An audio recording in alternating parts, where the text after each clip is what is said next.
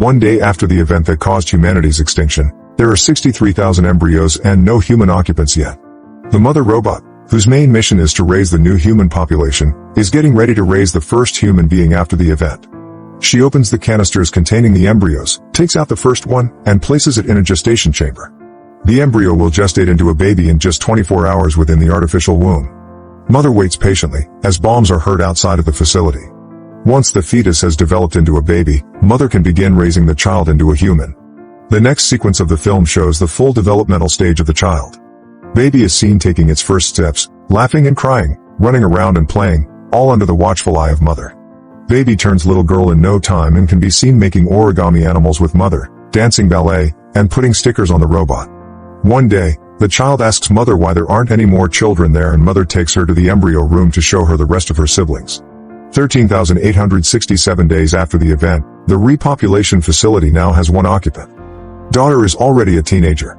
She wakes and watches some videos on her tablet while having breakfast. Mother comes in and her hand starts to glitch, so daughter insists to take a look at it. Daughter fixes mother's glitching hand without a problem. Later, daughter gets a little carried away in her ballet practice and is late for her ethics class with mother. The robot asks her to solve a difficult hypothetical situation, but the girl is distracted by her thoughts. When she eventually has a discussion with mother on the subject, it becomes apparent that mother's main focus in her education is the concept of humanity and survival. Mother is worried about the way she answers this particular question because daughter has an important exam coming up soon that would reveal the efficacy of her upbringing. That night, daughter has some difficulty sleeping, so she watches some videos until there is a power outage in the facility. She goes looking for mother, but soon realizes that she's out of power too. Then, daughter finds a broken power line and hears a mouse running around. She sets a trap and manages to fix the problem with the power. While she waits for the power to fully come back, daughter catches the mouse. As soon as the power comes on, so does mother. She finds daughter and the girl shows her the mouse. The little critter worries mother because it might mean that there is a breach in the airlock of the facility. That would mean the contagion from the air outside might leak inside, and the mouse might be a carrier too. Despite daughter's protest, mother incinerates the mouse, explaining how dangerous contamination of the facility might be, not just to her, but the embryos as well. Mother also decontaminates the airlock and quarantines the area. A few days later, they celebrate daughter's birthday and mother gives her a gift. During daughter's birthday dinner, she asks mother if there is a possibility that she is wrong about the habitability of the planet. The robot simply reminds her that she hasn't been wrong about anything so far. The same night, daughter hears something coming from the direction of the airlock. She goes to check, and when she doesn't see anything through the first hatch, daughter puts on a protective suit. She hears something outside again and, despite her better judgment, takes off the mask and opens the first hatch. Daughter gets close to the other hatch when she hears a woman screaming for help, saying she's been shot. Daughter quickly gets another suit, places it in the airlock, and when she's safely out, she opens it. Suddenly, an alarm goes off, waking mother as well. The woman enters the airlock and daughter tells her to put on the suit, then the woman begs her not to tell mother. Daughter agrees, and when the robot arrives she says that she opened the hatch for just a second. Mother scolds her and, as a form of punishment, decides to give her the important exam at that instant. In the next shot, both are at the classroom and mother is giving daughter the exam, with an hour to complete it, while she tends to other things. As soon as mother leaves, daughter goes back to the airlock, finding the woman unconscious. She shuffles through her bag, finds a gun which she tucks away, and wakes her up. Daughter tells her that she'll give her all the medicine she needs, but that they can't stay there. The woman sees the water and goes to take off her mask, telling daughter that she's been lied to about the contagion. Daughter manages to hide her away in another part of the facility, before mother returns to the airlock, and leaves the woman there to get the medicine. While she puts everything that she needs from the infirmary together, mother finds the mask near the airlock. Daughter breaks one of the medicine bottles and cuts herself on it when she hears mother passing by. The woman takes out the rest of the suit and sees mother burning the mask in the incinerator, freaking out and searching for her gun. When daughter comes back, the woman sneaks up on her and asks for her gun, telling her about the droid she saw. Daughter says that it's mother, but the woman tells her that droids like her mother were the ones to hurt her. Meanwhile, mother notices that daughter isn't taking her exam and comes looking for her. The woman hears her coming, grabs the gun, and when daughter screams for the robot, she grabs her too. Mother sprints toward them, and as soon as she enters the room, the woman shoots her. Before she can do any serious damage, however, mother gets to her and incapacitates her instantly. Daughter begs her not to kill the woman and tells her that she needs their help because she's hurt. Mother doesn't have a problem helping the woman, but she does have a problem with daughter lying to her. They take her to the infirmary, but mother makes daughter wait outside. Because daughter can't hear anything from the infirmary, mother is free to interrogate the woman freely while she treats her. The woman refuses the penicillin for her wound, as mother keeps conversing. She says the contagion story was a necessary lie to guard daughter against certain things. Mother tells the woman that her primary objective is to take care of humanity, but if she refuses treatment for her wound, mother can't do anything to make her take it. She leaves the infirmary with daughter running after her and asking about their conversation. Mother puts the gun away and explains her version of the story about the droids.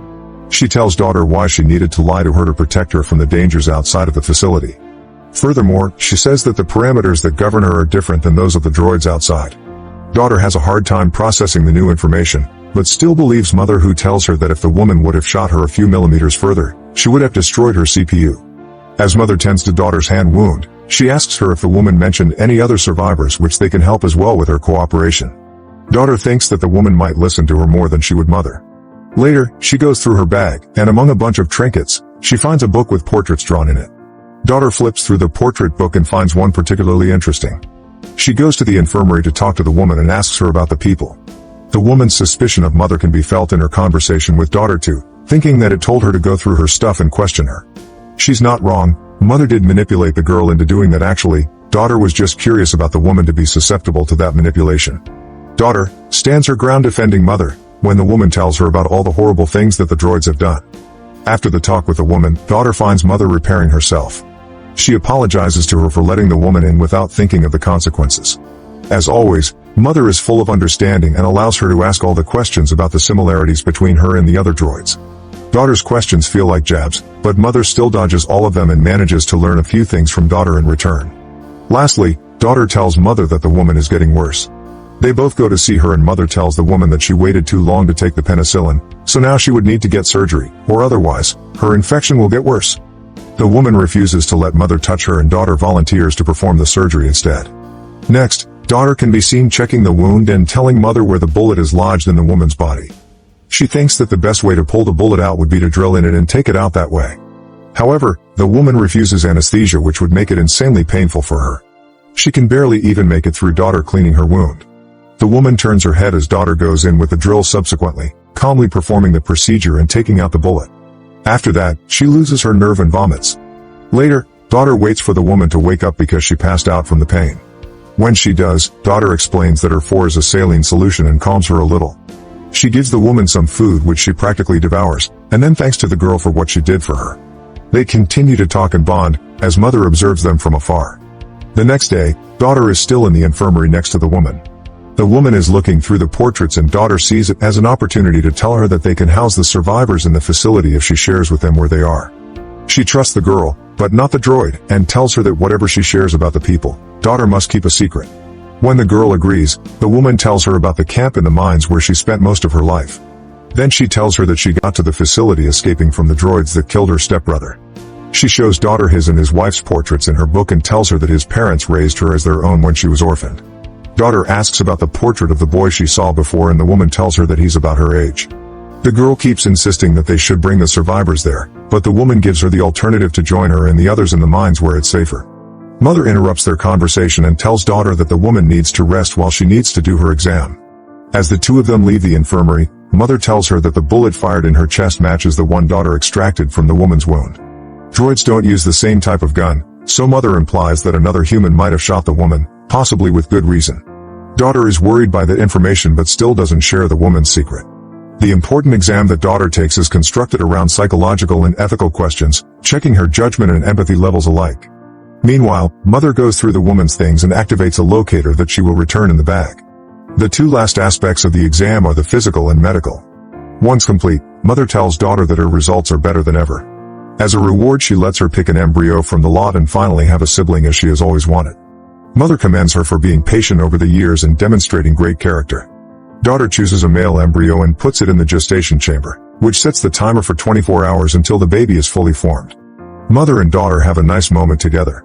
The woman makes a weapon when daughter comes to the infirmary to confront her.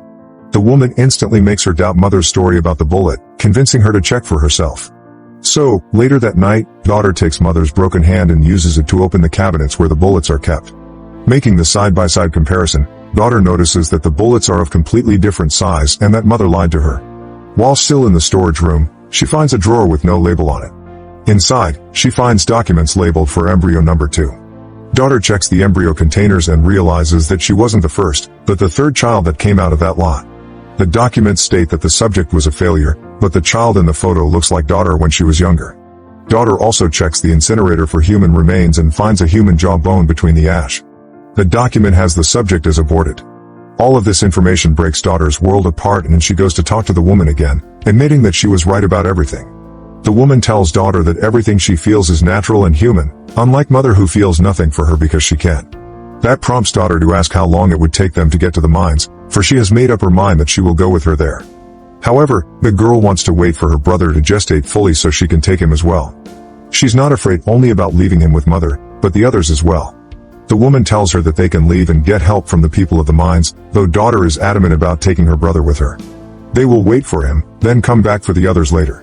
The next day, daughter packs the supplies for their journey when mother catches her doing it. She lies to her that she's taking the stuff to spend some time with her brother, so mother takes her to the kitchen to show her how to mix his formula. Daughter gets anxious standing next to mother, who comforts her by saying that she will make a great sister. Then, she exits the kitchen and locks daughter in because she knows what she's planning. Mother goes to the infirmary to confront the woman while daughter tries to get herself out of the kitchen. The girl quickly figures out to use a type of gas to freeze the glass and then break it. In the meantime, mother plays a recording of the woman's conversation with daughter, letting her know that she's aware of their plan. Mother doesn't want daughter to have a miserable life like the woman and won't let her go. Suddenly, the woman sees an opportunity to attack her and manages to incapacitate the droid for a moment, but she just keeps on going, grabbing her by the throat. Meanwhile, daughter thinks to activate the fire alarm, which draws mother's attention, and she releases the woman from her grip. As the droid goes to investigate the possibility of a fire, the woman escapes and finds daughter in the maze of the facility. She convinces the girl that they will come back for the others if they escape the facility now and get the people from the mine to help them. They get to the airlock, but mother finds them there fast. When she sees her approaching, the woman grabs daughter as a hostage to make mother open the door. With no intention of getting daughter hurt, mother complies with her demand, and the two of them escape the facility finally. Suddenly, daughter is confronted with the realities of life outside and attacks the woman. She subdues her and tells daughter that they need to find cover. As they walk toward their destination, they immediately get tracked down by the droids, though they hide in the cornfield to stop them from following. Daughter asks the woman about the cornfield, and she tells her that it showed up with the other droids 6 months prior. Before that, humans could hardly breathe the air. After a long journey through the desolate landscape, they arrive on a beach with a massive shipwreck and tons of cargo containers. It's daughter's first time seeing the ocean. She doesn't take long to understand that the woman actually lives in one of the containers with a dog. The woman confesses that she fled the mines years before because the people that lived there began treating each other terribly when the hunger struck. She tells daughter that there is no hope in finding them because they've all gone mad. Daughter gets struck by the doom of the woman's life outside and feels terrible for leaving her brother behind. Even with the woman doing her best to convince her to stay, daughter eventually leaves her behind and goes back to the facility by herself. When she arrives before the facility, the droids guarding it aim their weapons directly in her heart. However, when daughter demands to speak to mother, they let her pass without a problem. The door opens for her to enter and she immediately disables it, to stop the droids from coming inside. Daughter grabs an axe and starts looking for mother, when she hears her brother crying and mother telling her that she's glad for having her safe at home. When the girl peeks at mother and the child, she decides that she wants to see him up close. Mother tells her to come closer but leave the axe behind. As mother explains her purpose and the purpose of the facility, daughter keeps dropping her guard. The droid tells her that her objective was to make a better human, superior to the ones that destroyed the planet as well as themselves. Even though she was the one to ultimately create the extinction event, mother did it all to elevate her human creators to a higher level. Daughter asks to hold her brother and approaches mother, then finally drops the axe, as if she's made her decision about what needs to be done for the future. Mother calls him perfect and daughter confronts her about the way she handled the other children before her. The droid tells her that she's holding the baby too tight and walks toward her when daughter flees the room, trapping mother with the door. She goes into the other room and gets the gun, as the other droids begin breaking down the airlock. Mother tries to free herself from the door as well, when daughter shows up in front of her with the gun, telling her to call the others off. The droid explains that there is no difference between her and the other droids and machines on the planet. They are all mother, a single consciousness with numerous bodies. Daughter lowers her gun, realizing that mother did kill all the other people. Mother gives her the option to either stay with her and raise her brother or leave the facility without him. Daughter gives her the third alternative, which is for her to take care of him herself, to do what she was raised to do. Daughter asks mother for a chance to show her what she is capable of, and the droids stop breaking down the airlock. Mother tells daughter how to disable her. She shoots her CPU, after saying that she won't need her anymore. Daughter breaks down and cries, carrying the whole of humanity on her back. Simultaneously, the woman finds the tracker in her bag, and Mother shows up at her home in the body of one of her droids. She tells the woman that she has fulfilled her purpose, implying that she was one of the babies born before Daughter. In the last moment of the film, Daughter is seen singing to her brother and then checking on the rest of her siblings in the embryo room.